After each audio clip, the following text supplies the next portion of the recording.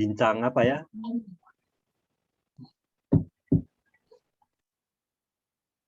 Bincang Dhamma ya, yang berjudul Puja Bakti Agama Buddha ya, dengan ASN DKI Jakarta ya, yang akan dibawakan oleh narasumbernya yaitu Pak Brian Mukhtar ya.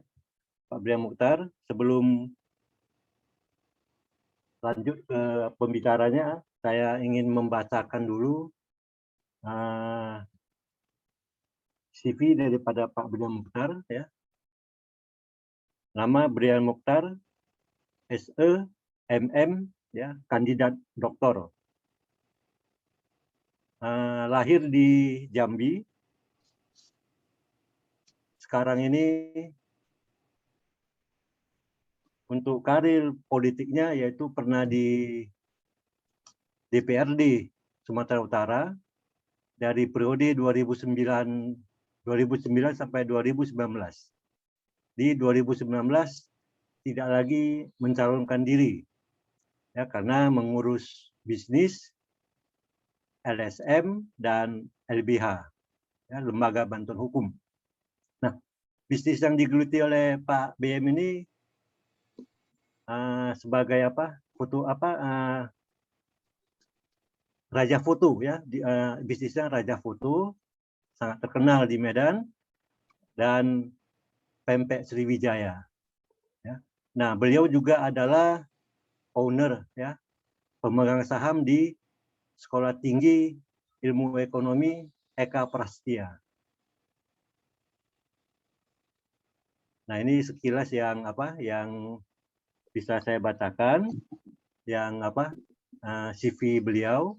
Nah, untuk siang hari ini sebelum kita mulai ya, kita mohon kepada Suhu Tuanse ya untuk membacakan Tapicho sama Sincing. Pada Suhu Tuanse ya, kami persilakan.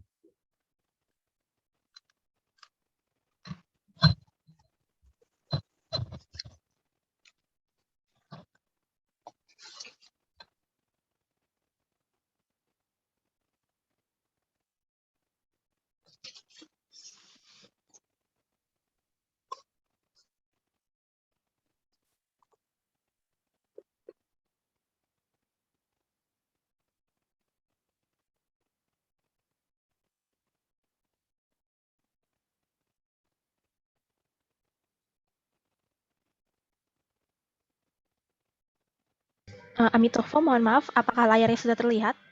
Ya, sudah. Baik.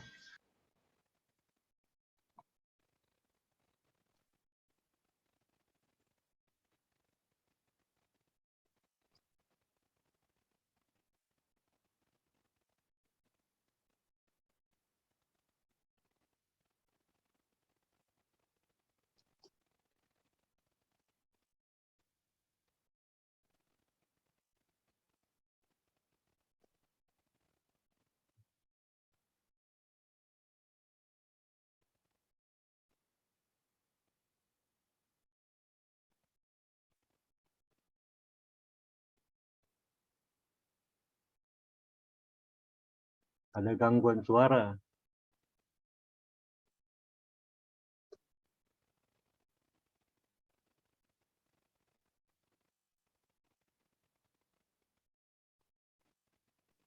Amitofo. Amitofo. Oh, oke. Sudah ini ya, udah waktunya doa ya. Ya. Soalnya tadi suaranya tidak ada hilang. Ya, mungkin sinyalnya gangguan. Oh iya, mungkin. Oke, nggak apa-apa. Oke, udah bisa dimulai. Ya, silakan Su. Oke, kita akan bersama-sama membaca Tapecho dan Sincing. Sebelumnya, karena di sini tidak ada tulisannya, nanti kita mulai dengan Namo, tapi Kwanse Pusat 3 kali dulu ya. Ya. Marilah bersama-sama bersikap anjali, kita menyatukan hati dan pikiran, masuk ke dalam keyakinan kepada Buddha, Dharma, dan Sangha. Kita wujudkan dalam bentuk memohon berkah dan perlindungannya dengan membaca Tapecho dan Sincing. Silakan semuanya bersikap anjali. 大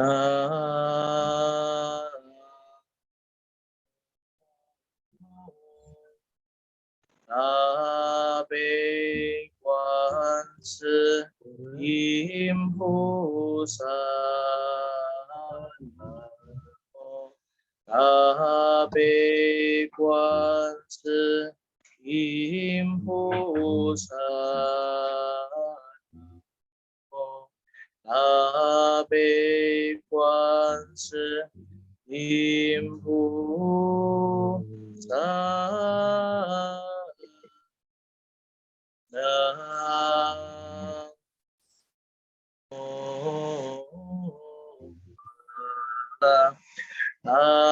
那多拉耶，南无利耶，波卢揭谛娑婆拉耶，菩提萨埵婆耶，摩诃萨埵婆耶，摩诃迦卢尼迦耶，安萨婆拉法伊，苏达那达谢，南无悉揭利多伊蒙摩利耶，波卢揭谛斯波拉林波波，南无那拉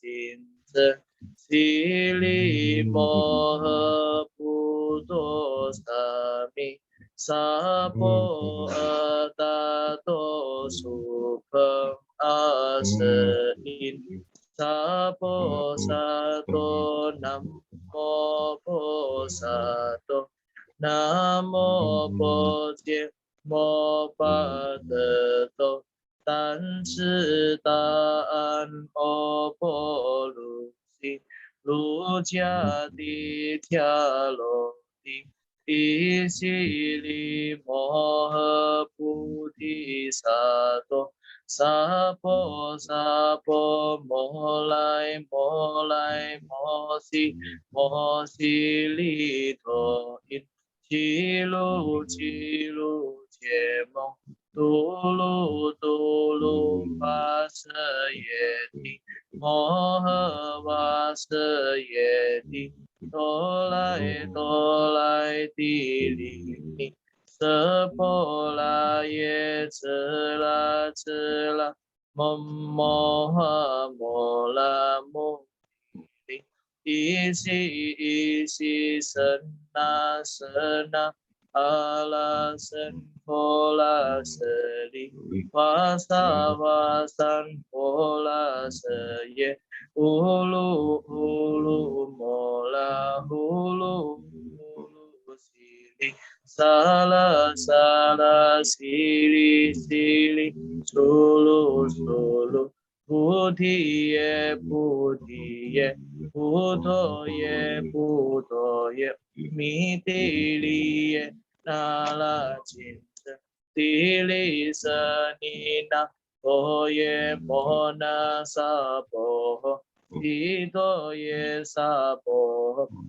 摩诃悉多耶萨婆诃，悉多伊舍波拉耶萨婆诃，那拉金遮萨婆诃，摩拉那拉萨婆诃，悉拉僧阿摩诃耶萨婆诃，萨婆摩诃悉多耶萨婆诃，斯吉拉阿悉多耶萨婆诃，婆多摩揭悉多耶萨婆诃，那拉金遮波揭拉耶萨婆诃，摩婆利僧揭拉耶萨婆诃，南无阿拉丹那多拉耶耶，南无阿利耶波卢揭谛舍波拉耶萨婆诃，安悉颠多曼多拉巴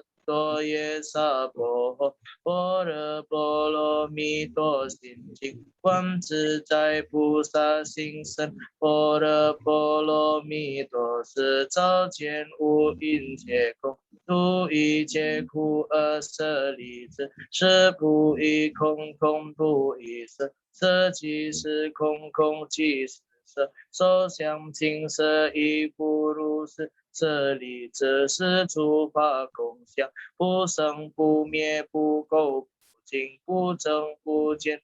是故空中无色，无受想行识，无眼耳鼻舌身意，无识声香味触法，无眼界乃至无意识界，无明亦无明尽，乃至无老死。亦无老死尽，无苦集灭道，无智亦无得，亦无所得苦。菩提萨埵依般若波罗蜜多故，心无挂碍，无挂碍故，不有空，不远离颠倒梦想，究竟涅槃。三世诸佛依般若波罗蜜多故，得耨多罗三藐三菩提。故知般若波罗蜜多是大神咒，是大明咒，是无上咒，是无等等咒，能除一切苦尘，是须故说般若波罗蜜多咒，即说咒曰：揭谛揭谛波罗揭谛波罗僧揭谛菩提萨婆诃。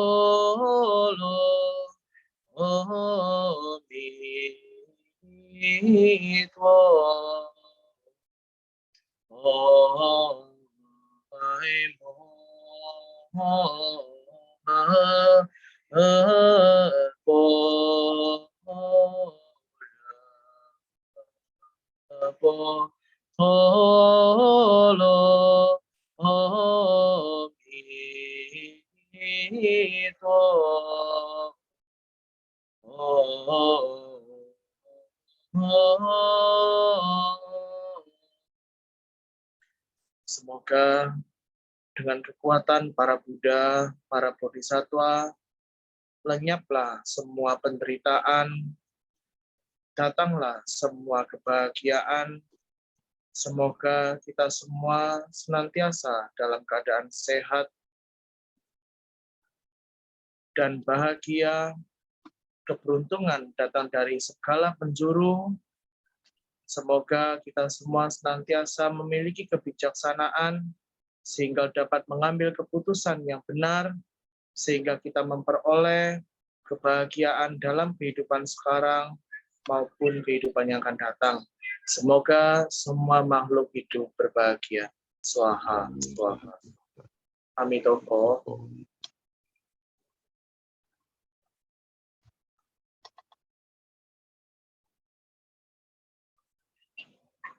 Terima kasih pada Suhu. Sama-sama, Pak. Sekarang kita lanjut ke materi yang akan disampaikan oleh Pak BM ya. Pak BM Mokhtar, biasa dipanggil Pak BM yang lebih akrab. Nah, untuk Pak BM kami persilakan. Ini saya share screen. Baik.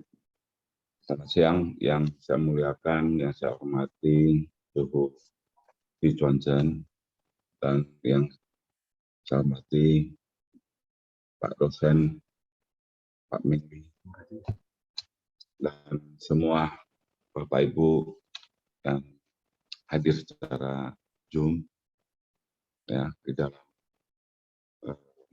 penyampaian pengalaman-pengalaman saya ya selama saya melaksanakan tugas selaku umat Buddhis. Jadi mungkin materi ini adalah mencerminkan pengalaman saya yang saya buat, yang telah saya jalankan. Dan maka waktu itu saya diminta oleh Pak Fernando, katanya judulnya bebas saya, gitu. Sehingga mungkin ini akan saya sampaikan. Ya mungkin ini tidak sempurna, karena saya manusia juga tidak sempurna, tapi kita sharing pengalaman di dalam materi ini. Jadi saya beri judul, Prinsip Dasar ASN Buddhis sebagai Abdi Negara. Baiklah, namo buddhaya untuk semua. Saya akan mulai dengan yang pertama. Silakan Pak Mengli, saya screen. Ada ya, Pak.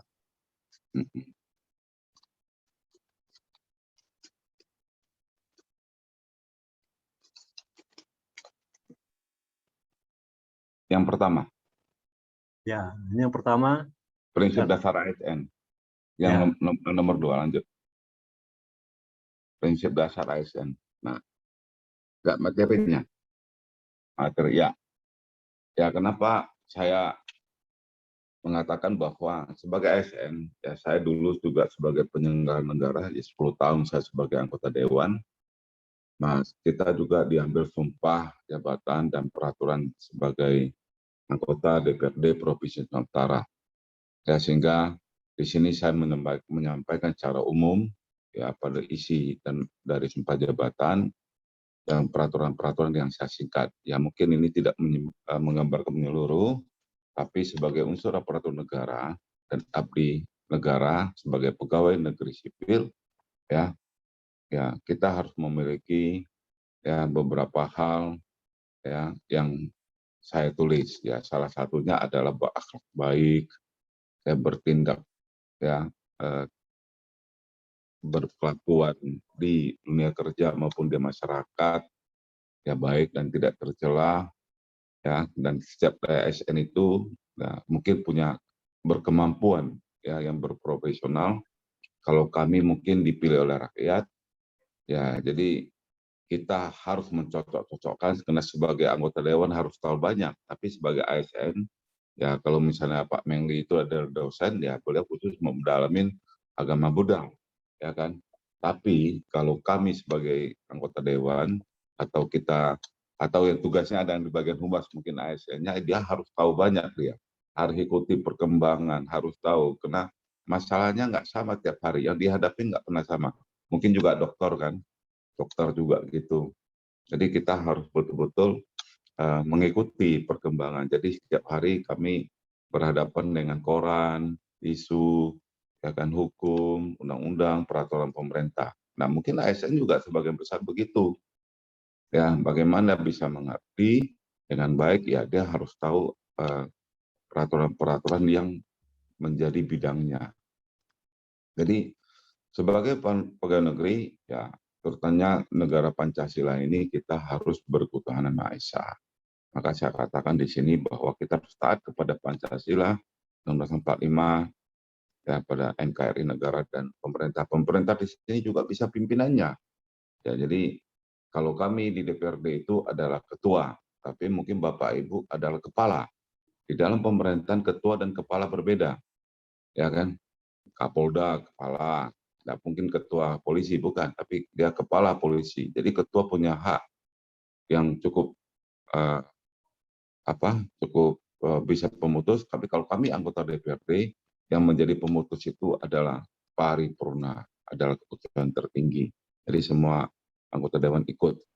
Ya lanjut lagi Pak Meli, yang ke slide berikutnya. Nah, etika. Nah tentunya di dalam setiap kantor, apalagi ASN, tentunya bukan 1 atau 2 atau 10 orang, seperti di perusahaan swasta. Kita satu ASN itu misalnya di dinas kesehatan, mungkin pegawainya lebih dari 500 orang, apalagi DKI yang begitu besar. Kami dulu dinas kesehatan ya, itu di Provinsi Sumatera Utara mencapai 585 orang. Walaupun sesuai kajian daripada Menpan itu tidak sebanyak itu, tapi ya memang di mana-mana hampir seluruh Indonesia itu pegawainya gendut gitu. Ya, jadi maka dengan berusul berasal dari berapa banyak suku, agama dan sebagainya, maka ya di penampilan kita sebagai agama Buddha, sebagai umat Buddhis, kita di antara mereka ya kita harus tampil sederhana. Contoh saya, ya mereka ada yang kadang-kadang pakai jas, ya kan. Saya pakai batik terus setiap hari. Ya walaupun kadang-kadang paripurna itu harus pakai jas, ya kan. Saya juga pakai batik. Kenapa? Saya bukan hanya untuk sederhana, tapi bagaimana kita menghormati nilai-nilai kebangsaan kita, mulai daripada pakaian, perbuatan, karakter, dan semuanya. Sehingga ya Pak Mengli itu bagus ini. Dan dia pakai batik hari ini. Ya memang kita harus pakai batik. Jadi sepanjang saya yang menjadi anggota dewan, hampir selalu saya pakai batik. Kalau enggak ya pakai baju putih gitu. Jadi memberikan pelayanan. Nah, kadang-kadang pegawai negeri itu lupa pada sumpah jabatannya, ya terutama yang paling penting itu guru dan dokter gitu kan. Nah, tak ada lagi yang di dinas sosial gitu. Itu ketiga bagian itu betul-betul harus bergerak dengan hati, bergerak dengan tanggung jawab. Ya, saat ini banyak sekali dokter yang kadang-kadang kita lihat bahwa pelayanan mereka itu adalah berdasarkan waktu gitu. Ya, berdasarkan waktu, ada lagi berdasarkan bayaran lagi. Ya kan mau operasi berapa? Bukan, kita harusnya berdasarkan kemanusiaan dulu yang paling penting. Kalau kita sebagai umat Buddhis, kita harus junjung tinggi itu nilai-nilai kemanusiaan. Dan jadi memberi pelayanan yang cepat, tepat, terbuka gitu kan.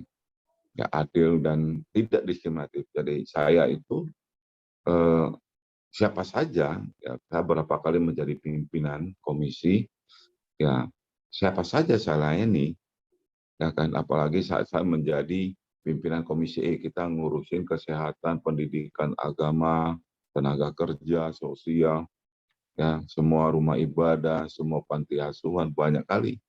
Ya kalau kita jumpa sama mereka kan tidak selalu tampil bersih. Kalau kita jaga jarak, takut kotor dan sebagainya, takut kena virus atau kena bakteri. Kalau di rumah sakit yang sakit kanker, TBC ya, rumah sakit paru kan ya, kita dinilai sombong gitu. Ya jadi sebelum pergi kita siap-siap dulu lah dengan segala pengelengkapan sehingga kita dalam pelaksanaan tugas kita tidak terpapar dengan apapun. Nah ini yang kita terus siapkan.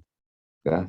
Terus tanggap terhadap keadaan lingkungan. Nah, memang kita lihat ya contohlah sekarang COVID, banyak dokter berpandangan berbeda, ya kan? Ini nggak ada satu sense of direction. Nah, padahal sebenarnya penanganannya itu harus ada, kesehatan itu punya SOP yang ketat. Dia harus ada sense of direction. Kalau kita menjadi PNS, sense of direction kita adalah peraturan, ketentuan dan sebagainya, bukan atasan gitu. Atasan itu juga bergerak sebagai peraturan dan ketentuan yang ada, yang mengikat pada setiap ASN gitu.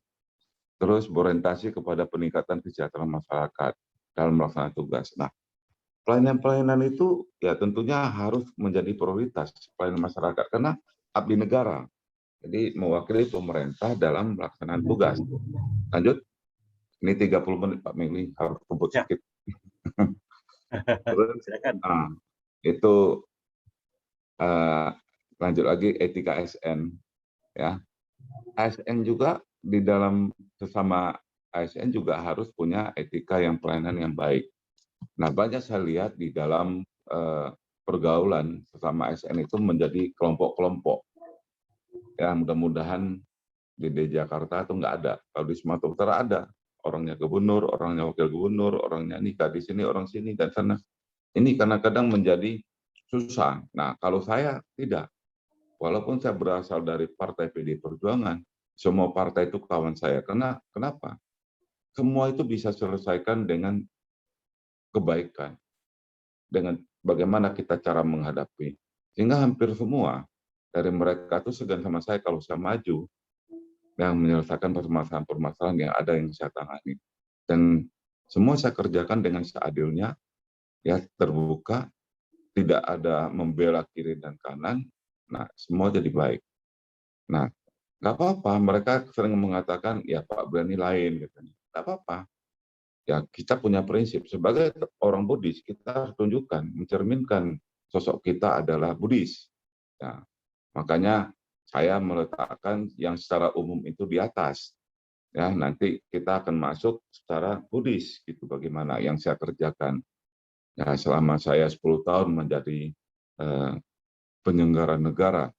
Jadi satu juga, kenapa saya katakan bahwa harus tanggap, terbuka, jujur, akurat, serta tepat waktu dalam melaksanakan setiap kebijaksanaan dan program pemerintah.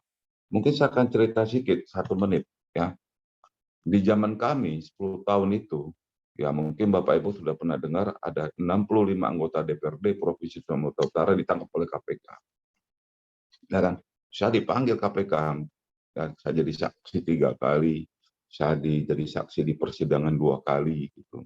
Mudah-mudahan sampai hari ini setelah hampir 8 tahun, ya saya tidak menjadi tersangka. Kenapa saya tidak? Gitu kan harus tanyakan sebagai penyelenggara negara. Karena saya tanggap, saya terbuka, saya jujur. Saya katakan, Pak, sebagai penyelenggara, saya tidak pernah terima uang dari siapapun kecuali dari bendahara. Saya tidak memproyek. Siapapun saya kasih tidak mau kecuali dari bendahara. Nah, kalaulah dari bendahara saya terima duit masih dikatakan saya korupsi, nah ini kan tidak adil. Nah, sehingga ada logikanya. Karena saya seorang akuntan, ya, akuntansi saya kan. Jadi saya tahu betul, ya kan. Nah, karena kita nggak tahu, saya pengusaha, ya kan. Ya segala dari bendahara saya rasa itu legal kan. Masa bendahara berani memberikan hal yang tidak legal. Nah, pengalaman saya ini menjadi, saya sampaikan untuk Bapak Ibu yang ASN, hati-hati, dari bendahara juga tidak selalu menjadi benar. Menjadi benar itu adalah hak kewajiban kita. Itulah yang KPK bilang. Misalnya gaji, honor, insentif, transportasi, dan sebagainya. Yang tercatat dalam peraturan kewajibannya. Di luar itu, ya harus tanya betul. Ya kan? Nah, kalau sanksi ya jangan terima. Kalau enggak ya terjadi ya sesuatu yang dianggap korupsi gitu. Jadi makanya itulah yang saya sampaikan, dan juga ada pengalaman saya juga menyampaikan laporan LKPN. Ya ada teman-teman saya tidak berani membuat dengan harta sebenarnya. Ya kalau sebagai pengusaha saya mungkin harus punya aset yang lebih di atas 20 miliar, nggak apa-apa saya buat. Itu semua dilaporkan pajak. Ada orang masuk anggota dewan lapornya sedikit. Begitu kedapatan, begitu diperiksa kemarin, ya kenapa ini nggak masuk, kenapa ini nggak masuk, kenapa ini nggak masuk, baru bingung. Jadi itulah yang paling penting, bahwa segala sesuatu kita nggak usah takut kalau kita benar, berkata benar, berpikir benar, melakukan hal yang benar, kita nggak usah takut. Ya, itulah pengalaman saya yang saya sampaikan. Terus lanjut, nah di sini saya juga menyampaikan apa dasar saya. Ini saya cerita sedikit. Ya sebenarnya keluarga kami itu ya tidak mau atau tidak menyetujui, terutama orang tua saya, untuk saya sebagai anggota dewan, karena sebagai sosok orang Tionghoa dan Buddhis, dia pengalaman pada tahun 1965. Saya katakan, kalau kita tidak masuk ke dalam, ya Pak Meli tidak menjadi dosen di sana, dia itu mungkin tidak tahu apa yang dilakukan dosen-dosen USU. Tapi ya kalau tidak ada orang Tionghoa masuk ke DPRD Provinsi Sumatera Utara, Medan atau DPR RI, dia mungkin nggak tahu gitu. Sehingga apa yang memotori saya, apa menjadi landasan saya, ya kebetulan saya selalu meditasi, ya landasan saya adalah saya harus pertama menjalankan Pancasila Buddhis dulu, membentengi diri saya. Ya mungkin semua sudah tahu ya apa namanya Pancasila Buddhis kan, tidak membunuh, tidak mencuri, mencuri artinya mengambil barang bukan hak kita, ya kan, tidak perbuatan asusila. Perbuatan asusila bukan hanya perkataan juga bisa perbuatan asusila, ya kan. Nah, jadi kita tidak lakukan pelecehan dan sebagainya. Terus kita berkata baik, jujur, ya kita jangan berbohong, apalagi berdusta, gitu kan. Nah, tidak memakan atau minuman yang bisa melemahkan kesadaran kita. Jadi Pancasila Buddhis itu ya betul-betul saya jalankan. Bahkan sampai saat ini saya tetap mulai dari saya mendaftar di menjadi anggota dewan, saya tetap menjalankan vegetarian sampai hari ini. Jadi udah lebih kurang 14 tahun. Ya, lanjut Pak Mili. Nah, yang sebenarnya saya harus tegaskan lagi setelah Pancasila Buddhis, ya tentu menjadi landasan saya ya adalah jalan utama berunsur 8. Ini saya pernah mendengar ceramah-ceramah dari Bante Panyawaro. Itu menurut saya ini harus saya pegang sebagai prinsip di Dewan nanti. Data prinsip inilah sebenarnya membuat saya disukai kawan-kawan, membuat saya terhindar dari peristiwa-peristiwa hukum, membuat saya sehingga saya dipandang lebih dari teman-teman semua, dan membuat saya menyelesaikan kasus bisa seadil-adilnya. Ya inilah, yaitu bagaimana pengertian benar, berpikir benar, ucapan benar, perbuatan benar, berpencaharian benar gitu.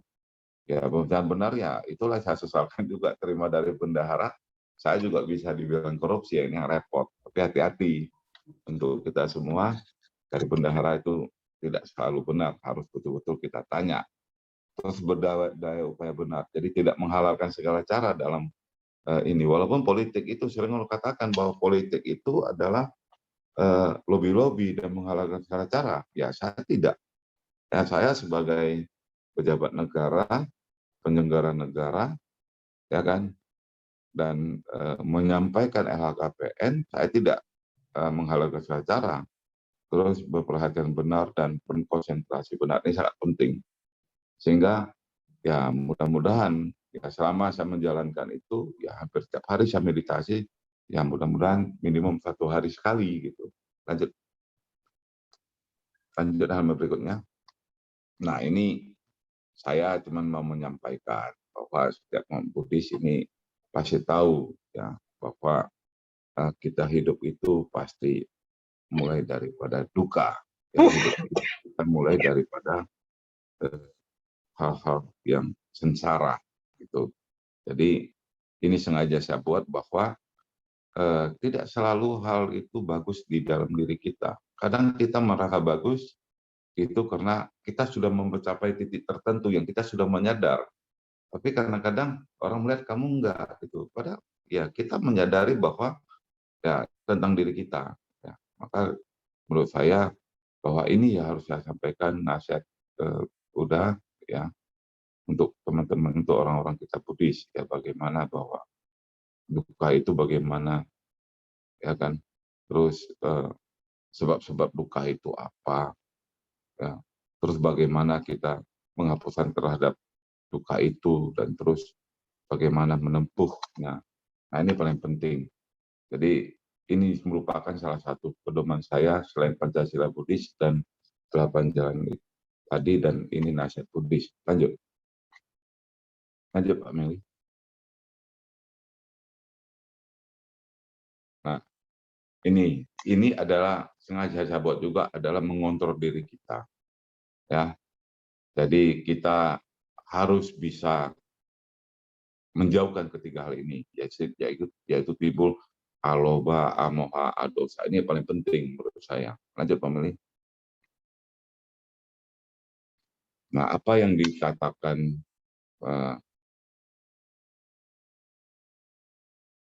loba, mungkin ya di sini bisa nanti mungkin Pak Meli bisa kirim kepada semua peserta ya, ini slide saya ya, bahwa menginginkan barang orang lain ya yang bukan kita usahakan dari diri kita sendiri ya menjadi keringat kita sendiri. Nah ini menurut saya ini adalah mengambil barang orang yang bukan keringat kita sendiri, itu adalah bagian daripada loba ya kan. Jadi sikap loba itu harus kita hindari karena kita lihat bahwa saat saat sekarang ini dengan keadaan apalagi pandemi ya, kita kadang-kadang lupa terhadap moral ya. Padahal kita setiap orang itu kita tahu yang kita diberikan bagaimana kita bisa berpikir yang benar, kita diberikan bagaimana kita bisa bertahan hidup ya, kreativitas dan sebagainya. Kita juga tahu diajarin juga sopan santun tapi setiap orang. Tapi kadang-kadang orang untuk memikirkan mencapai memiliki sesuatu dia akan lupa pada moral. Maka di sini saya ingatkan juga bahwa loba ini sangat bahaya kalau kita tidak dikendalikan dengan baik. Maka kita harusnya mencapai aloba gitu. Lanjut.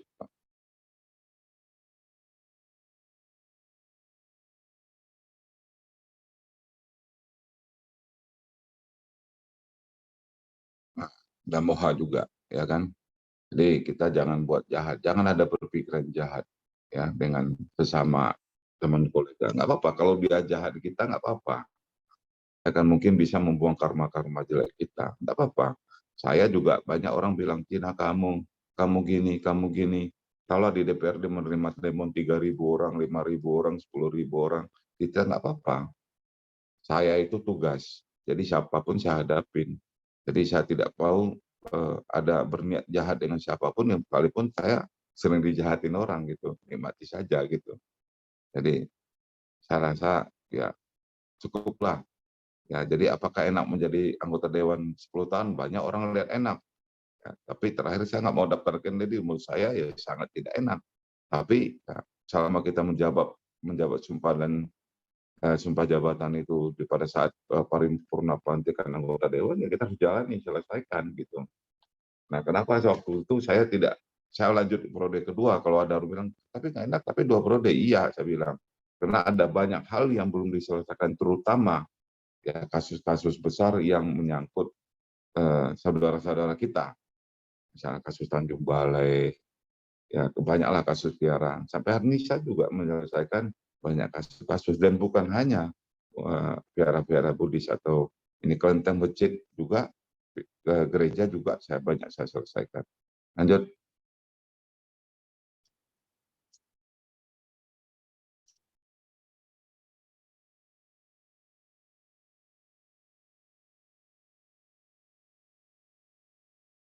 Nah, ya ini adalah loba. Jadi kita tidak boleh ya hanya dendam kusumat atau apa, ya kan. Dan kita tidak boleh melakukan penokmal yang berlebihan, sikap benci dan sebagainya. Ini kita nggak boleh. Jadi menurut saya dosa, loba, moha dan dosa ini harus kita hindari dalam kehidupan kita. Ya sebagai umat Buddhis kita ingin kesempurnaan di dunia, ya, dan juga ingin mencapai tempat yang baik di akhirat. Yang mau nggak mau, ya kita harus menjalankan, kecuali kita nggak peduli. Apa yang kita pelajari ya sebagai pengetahuan saja. Kalau saya tidak, saya laksanakan. Ya siapapun yang minta bantu saya, sekalipun orang yang pernah celakain saya bantu. Ya kan? Ya, terutama kemarin ada kejadian di Medan, ya kan? Di Masjid Yasa Megamas. Saya ingat betul itu. Dari semua anggota dewan itu hanya saya membantu masjid itu tidak boleh dibongkar. Kemarin sempat demo-demo, ada juga bicara Cina katanya. Wah, saya keberatan, yang bela kamu justru saya kan orang Cina, saya juga agama Buddha gitu. Maka saya kasih statement di media, ya kan, untuk mengatakan bahwa tidak ada hubungan, Perum itu perusahaan milik negara, bukan milik ini, dan kontraktornya juga tidak satu pun orang Cina.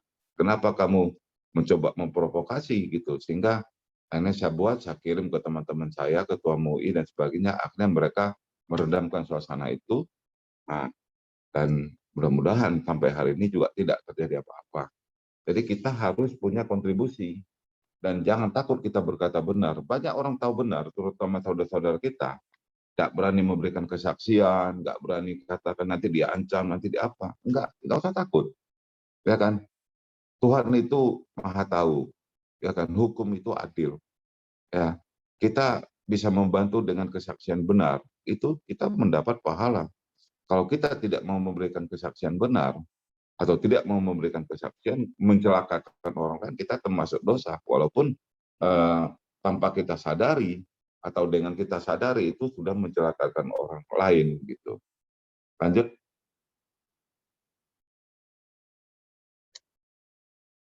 Nah, ini saya kasih skema.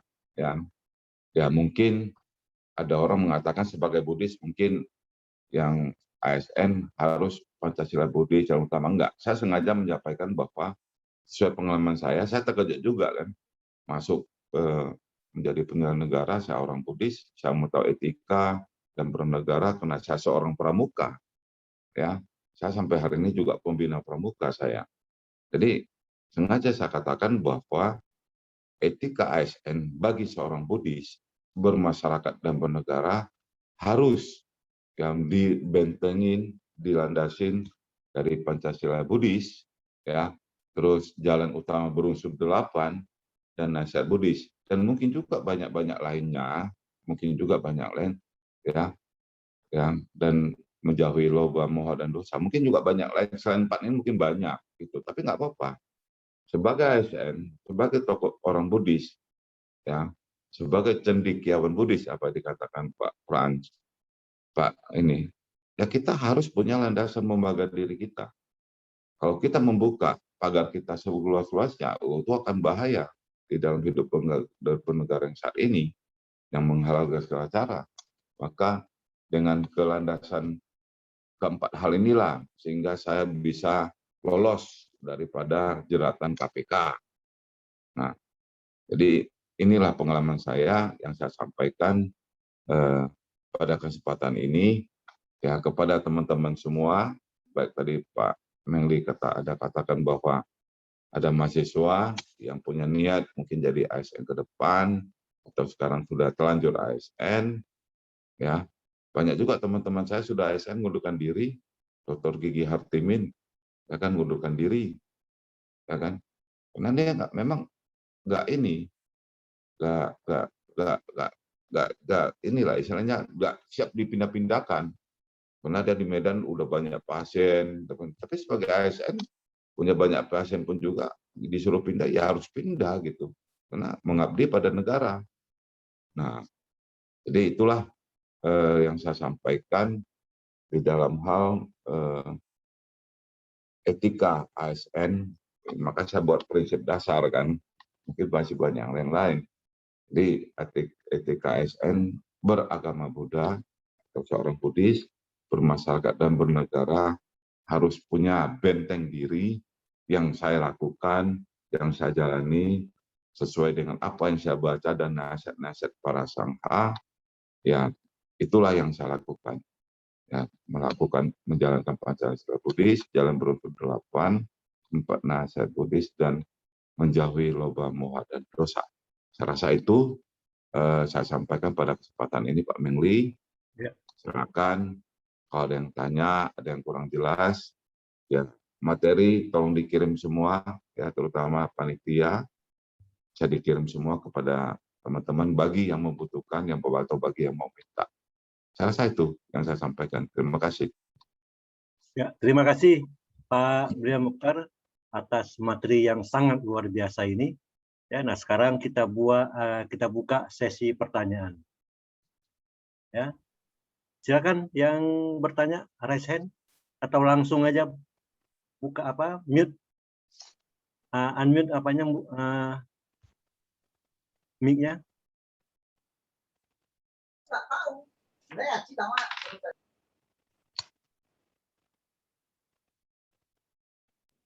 Halo, Ya, silakan. selamat siang, nama budaya. Budaya. Budaya. Selamat siang Bapak Brian Mukhtar, Bapak Ketua semua dan moderator Bapak Mengli Amran.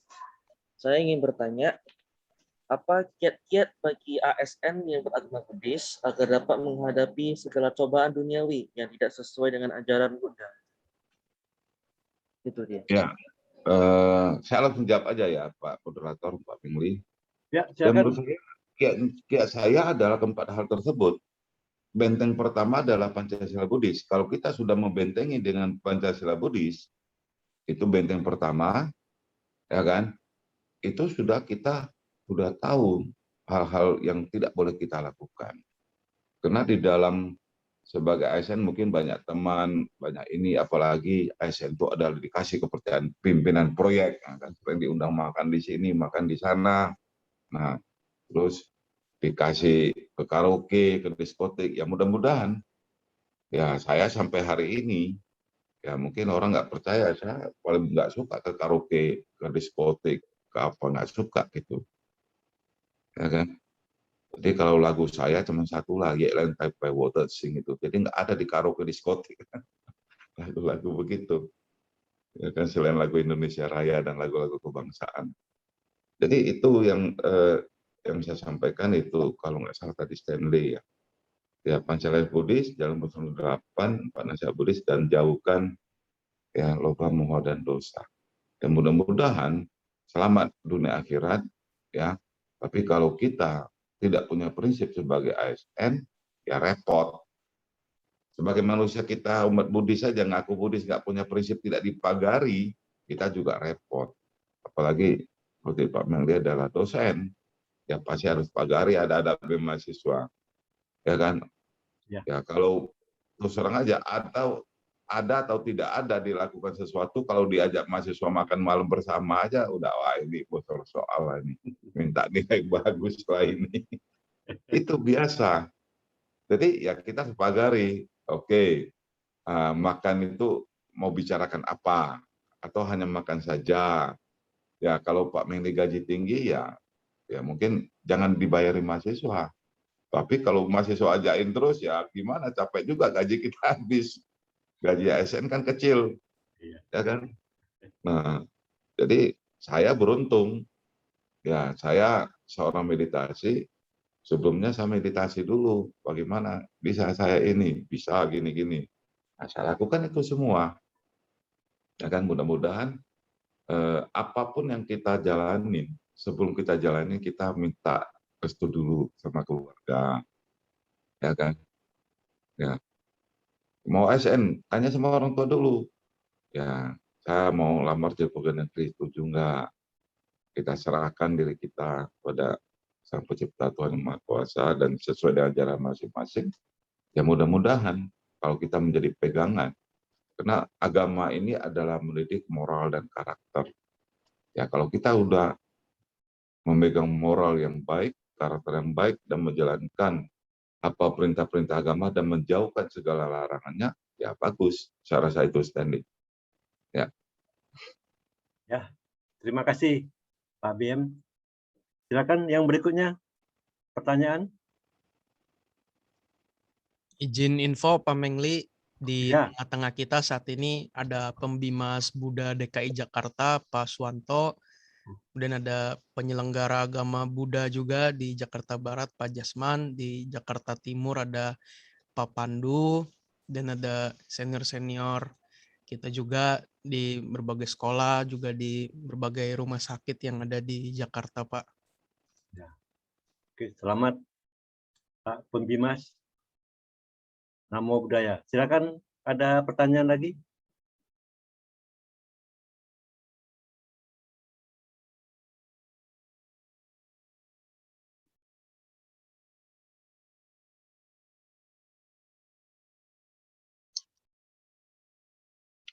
Kalau nggak ada pertanyaan lagi, saya serahkan ke moderator kembali. Masih ada pertanyaan? Jadi, kalau belum ada pertanyaan, kita mohon kepada Pak Pembimas untuk sedikit nasihat. Silakan Pak Pembimas. Namo Buddhaya. Pak Suwanto. Suwarno. Baik, terima kasih. Selamat siang, Namo Buddhaya, Amitabha. Budaya, Pak Suwanto. Yang kami muliakan suhu, yang saya hormati Bapak Brilian Mukhtar. Ya. Dan juga moderator kita Pak Mengli Amran, ini selaku dosen, dan Ibu Bapak, saudara-saudara sekalian yang kami hormati pula. Pada kesempatan hari ini saya cukup sangat terkesan dengan apa yang disampaikan Pak Brilian. Ini merupakan motivasi yang sangat baik, saya rasa selaku ASN, untuk saya secara pribadi juga tentunya ilmu ini saya pikir sangatlah baik diterapkan di internal kita. Kita sebagai khususnya ASN ataupun siapa saja dalam hidup bermasyarakat, bernegara, tentunya prinsip idealisme ini mesti harus kita pegang. Pentingnya sebuah kejujuran itu harus kita pegang. Tetapi kadang saya juga berpikir, kita sebagai umat Buddha yang mungkin, ya tidak mungkin lagi, mungkin kita bisa bilang sebagai minoritas, demi kepentingan pribadi masih ada saja. Entah itu di level terkecil, di keluarga, mungkin di organisasi kita, bahkan juga di ASN sendiri. Banyak hal yang kita lakukan terkadang itu melenceng, keluar dari apa yang tadi seperti Pak Brilian sampaikan. Dan ini mungkin mengingatkan bagi kita semua pentingnya bagaimana kita menjadi teladan bagi diri kita di dalam kehidupan bermasyarakat, berbangsa, dan bernegara. Saya rasa itu ya Pak Brilian dan Pak Mengli dan Ibu Pak semuanya. Sekali lagi saya terima kasih dan apresiasi buat Pak Brilian atas materi pada kesempatan ini. Singkat, padat, tetapi sebenarnya kalau kita meresapi itu butuh pengorbanan yang sangat-sangat luar biasa. Demikian, terima kasih. Selamat siang. Namo Buddhaya. Terima kasih Pak Suwanto. Masih ada pertanyaan sebelum kita tutup? Masih ada waktu. Silakan. Masih ada waktu? Ya, masih ada waktu lagi. Oh, 8 menit. Ya. Jadi Pak Mingli, ya mungkin nggak ada pertanyaan. Pak, sedikit Pak, dari Pak Edi Wijaya. Oh ya, silakan Pak Edi Wi. Wijaya. Dari? Pak Edi Wijaya, Jakarta Barat. Nama? Ya, silakan Pak. Ya, tadi saya lihat dari materi-materi yang Bapak sampaikan, kok kayaknya Bapak sudah sangat memuasai sekali ya. Bahkan saya pun agak malu mau bertanya Pak ya. Saya malah mengucapkan terima kasih atas penjabaran yang Bapak sampaikan Pak. Namun demikian kita sebagai umat awam, upasaka, upasika, kok kayaknya berat melaksanakan yang disampaikan tadi Pak ya. Apalagi dengan Pancasila Buddhisnya Pak. Itu sangat-sangat membawa beban kita Pak ya. Misalkan contoh Pak, ucapan benar ya. Terkadang kita ini sebagai, ya saya pernah sebagai guru, dan kita di tengah perkembangan pertelevisian Pak, di satu pihak kita nggak boleh bergosip, tetapi tantangan ke depan kita harus nonton seperti itu. Bagaimana Pak menurut pandangan Bapak dalam hal ini mempertahankan ucapan benar Pak? Mohon penjelasannya Pak. Siap, terima kasih Pak Edi Wijaya. Memang di Dewan itu repot Pak. Repot. Kebenaran itu menurut kita benar, menurut orang belum tentu benar. Contoh, ada satu rapat ya yang sudah dikondisikan. Nah, kan ini kan, ya kalau lelang proyek sudah dikondisikan siapa menang. Kalau saya lelang udah tahu siapa menangnya. Jadi menghadapi situasi begitu, saya tidak hadir. Kalau kalian mau saya hadir, saya harus menyampaikan yang sebenarnya. Mana materinya, mana datanya, mana ininya. Saya bicara sesuai apa yang saya baca, apa yang saya lihat, yang saya pikirkan, dan sesuai dengan nurani saya. Tapi kalau kalian tidak mau, ya saya nggak hadir. Karena anggota Dewan kan 18. So, kita nggak hadir, nggak tanda tangan, ya. Apakah kita sudah mengakui itu perbuatan nggak benar? Belum, karena belum disidangkan. Curiga untuk nggak benar, iya, tapi belum tentu kalau saya curiga itu kan salah, belum tentu kan gitu. Jadi nggak boleh. Jadi itu yang saya lakukan bahwa ya kalau kita ingin hadir, kita harus berani mengatakan benar. Contoh di pertelevisian, ya kan kita bisa nggak nonton Pak di handphone ini YouTube, kita kan bisa nggak buka, ya kan? Begitu nampak 18 tahun matikan, ya kan? Nah, ini kan TV sudah ada semua untuk usia 18 plus, untuk usia gini kan sudah ada. Matikan kalau kita anggap anak kita. Nah, permasalahan bagi kita dewasa, kalau kita, apakah kita nonton film yang agak sedikit biru, apakah salah? Segala lagi menjadi satu bagian cerita, kita mau tahu awal dan endingnya. Saya rasa yang penting pikiran kita, jangan ke yang nggak benar gitu. Ya, selagi pikiran kita adalah satu saintifik, selagi pikiran kita adalah satu pengetahuan, Bapak nggak usah takut dengan dosa. Karena Bapak tidak punya niat, gitu kan. Nah, saya rasa itu Pak Edi Wijaya. Ya, 10 tahun saya lebih banyak memang. Ya, Ya, jadi terima saya kasih. membentengi diri saya dengan 4 hal tersebut, gitu. Oke, terima kasih Pak. Ya, Ini luar biasa cerita Pak BM ini ya. Bagaimana untuk mengatasi supaya tidak berbicara yang tidak benar. Ini luar biasa. Ini adalah pembelajaran yang sangat bermanfaat bagi kita. Ya. Jadi Oke, Pak Mengli, ya. Pak Mengli, jadi Ya. itu pengalaman saya di Megamas. Kan terakhir mereka mau bongkar lagi itu masjid. Ya. Saya ingatkan, 2018 saya mimpin langsung. Itu nggak boleh dibongkar. Kementerian Agama juga mengatakan nggak boleh. Ya kan sudah punya izin dari Kementerian Agama tahun berapa? Bulan April 2001. Oh, Kementerian Agama bisa digugat itu. Nggak boleh satu kasus sudah berstandar. Kan gitu. Ini Ya. undang-undang, ini peraturan. Jadi Iya. saya bilang, Bapak berani nggak bantah berita saya? Nggak berani. Ya udah, itu yang benar gue bilang. Itu ceritanya itu. Ya. Lanjut. Moderator.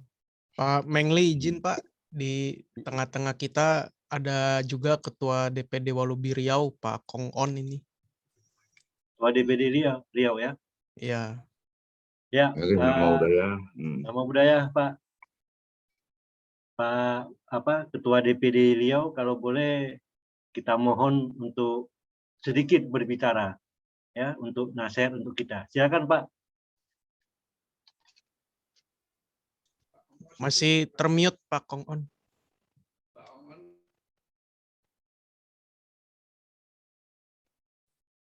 Ya. Ya, lanjut, nama Pak. budaya.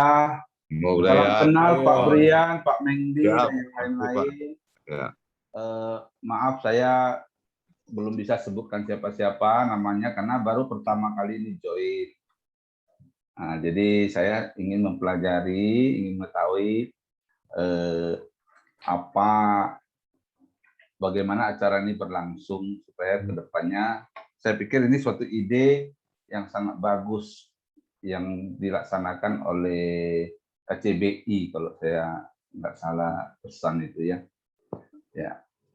Jadi saya pesan sih tak ada lah ya. Saya tengok narasumber kita juga sudah fasih, sudah ahli. Jadi mungkin kita yang perlu belajar, Pak. Ya. Oh, cuma saya nggak tahu Bapak ini anggota DPR di Jakarta ya, Pak? Di Sumatera Utara, Pak. Oh, di Sumatera Utara. Ya. Ya. Dulu. Dua periode dari Sekarang 2009 nggak lagi ya? sampai 2019. Di 2019 ya tidak mencalonkan lagi, fokus ke usaha ya kan, dan membantu di LSM dan LBH untuk membantu masyarakat. Oh itu iya. Pak. Iya, oke.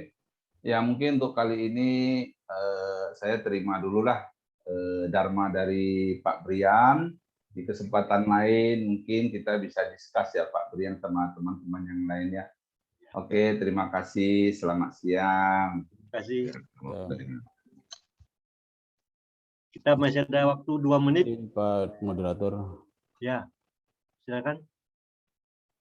Baik, terima kasih. Saya Nurwito dari DKI. Ya, silakan Pak.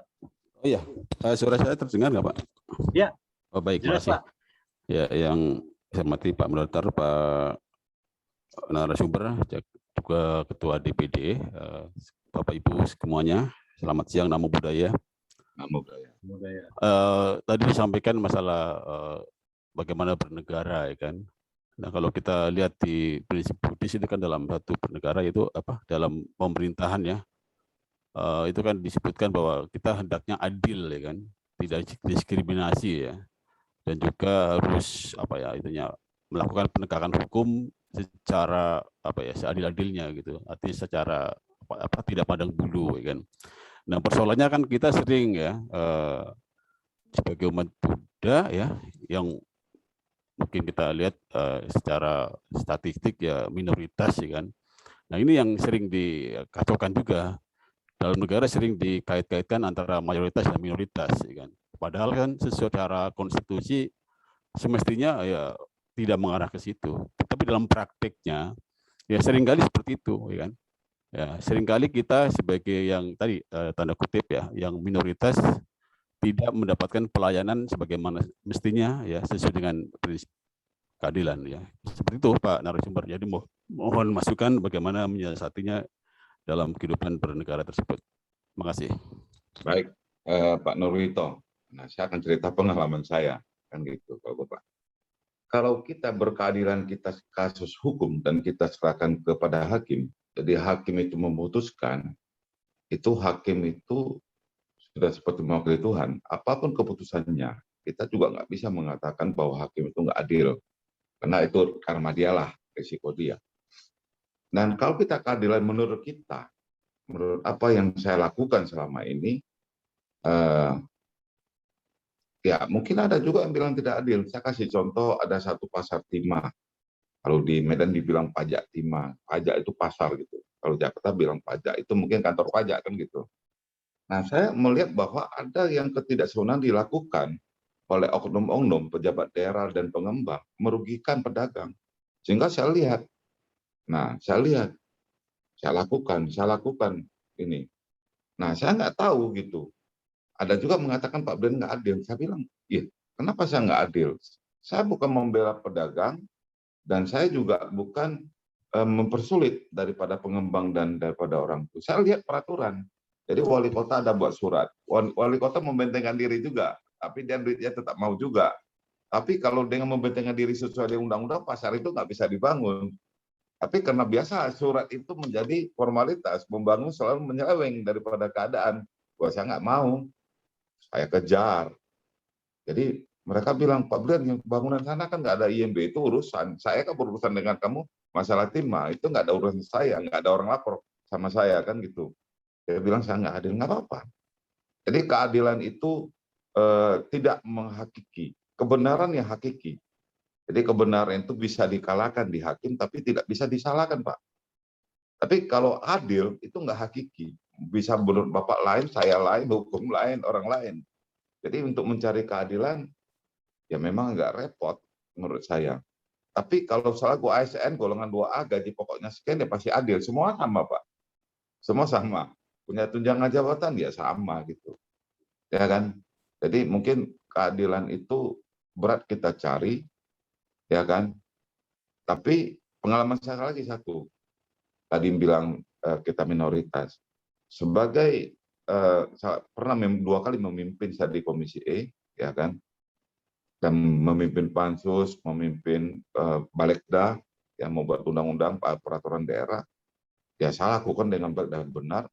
Ya ketahuannya gini, ya istri saya yang ngurus izin. Wah itu Pak Brilian mantan dewan orangnya bagus, bantu itu. Yang orang lain nunggu sampai setengah hari, ada 2 hari lagi belum keluar, terus dikasih bantu dulu. Itu mungkin istri saya merasa, wah itu karena suaminya bagus kerja. Tapi yang duduk di sana merasa nggak adil. Ini orang Tionghoa ini kok masuk duluan gitu kan. Nah jadi kadang-kadang kalau kita cerita keadilan, menurut saya ya kita harus sabar. Kita harus sabar. Kalau kita jolimi menurut kita tidak adil, banyak lembaga bisa tampung. Maka kenapa saya bangun LBH? Untuk mencari keadilan untuk minoritas atau siapapun. Ya kan banyak juga minoritas yang membuat tidak adil dengan mayoritas, banyak Pak. Saya temukan banyak, terutama masalah tanah, masalah berantem gitu. Ya kan udah jelas-jelas berantem kan, tapi dia nggak mau masuk penjara. Orang lain dipenjarainya. Jadi ya memang menurut saya ya keadilan itu hanya di mata Tuhan yang paling benar. Di manusia itu tidak ada keadilan benar menurut kita boleh benar, orang lain belum tentu benar. Saya rasa itu Pak. Tapi kebenaran itu hakiki. Kebenaran itu ya ini pena saya beli punya saya, itu pasti saya punya. Bapak enggak bisa bilang saya beli ini. Ini cincin saya punya, ya saya punya itu. Itu kebenaran. Makasih Pak. Ya, terima kasih.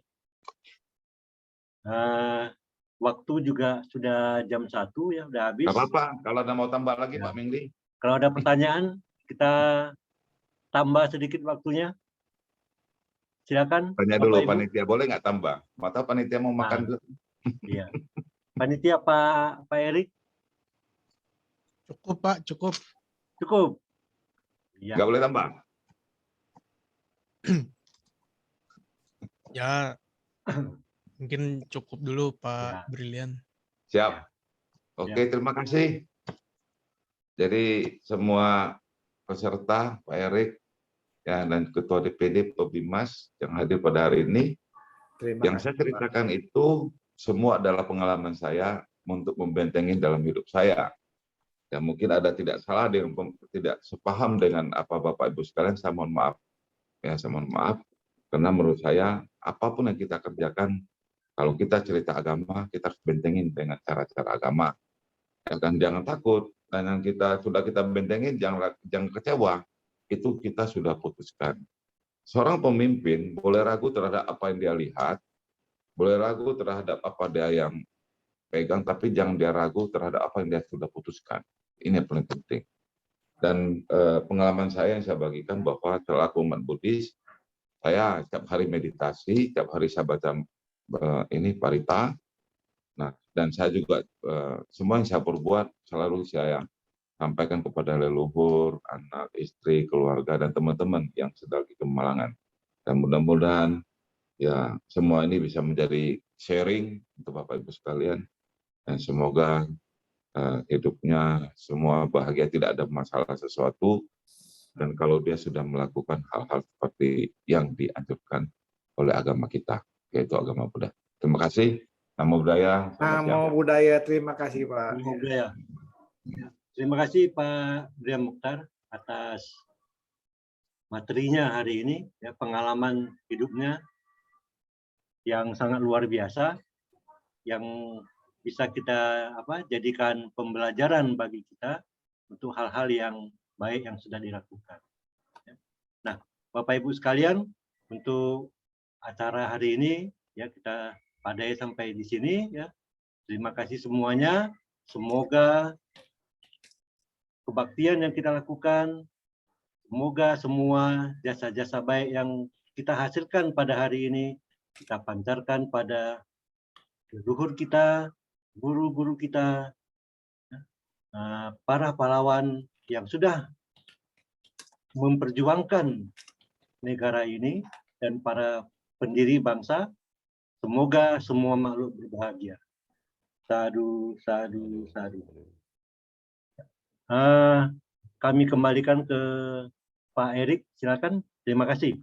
Ya, terima kasih Pak Brilian Mokhtar atas materi yang diberikan, serta Pak Mengli yang telah memandu sebagai moderator. Sebelum kita close Zoom-nya, kita foto bersama dulu ya teman-teman. Boleh yang berkenan untuk menyalakan kameranya.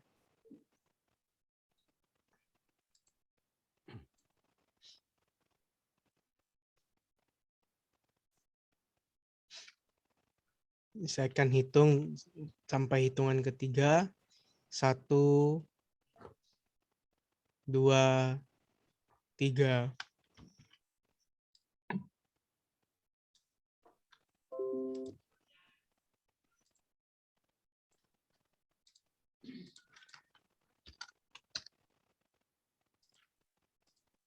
Sekali lagi, 1, 2, 3.